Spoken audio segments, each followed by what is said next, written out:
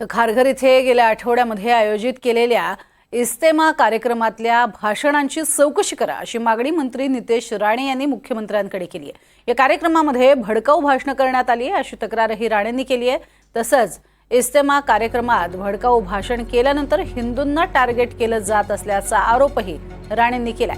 त्यातनंच काल एका हिंदू तरुणाला मारहाण झाल्याचा आरोप त्यांनी यावेळी केलाय।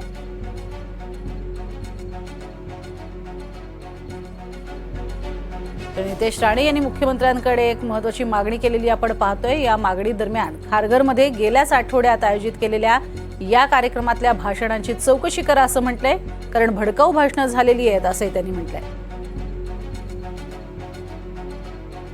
काही दिवसा अगोदर खारघरमध्ये कुठली तरी इस्तेमा जमात नावाच्या संस्थेचा कार्यक्रम झाला आणि त्यानंतर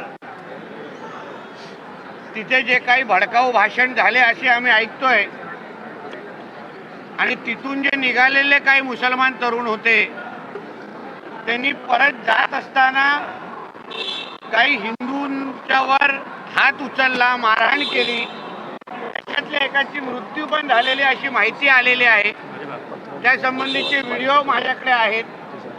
तर मी आता काही वेळा अगोदर राज्याचे मुख्यमंत्री गृहमंत्री आदरणीय देवेंद्र फडणवीस साहेबांना मी पत्र लिहिलेलं आहे की अशा पद्धतीच्या एका इस्तेमा जमातचा कार्यक्रम झाला, तिथे नेमकं काय भडकाऊ भाषणं झाली ज्याच्यामुळे हिंदूंना टार्गेट केलं गेलं, हिंदूंची मारहाण केली गेली।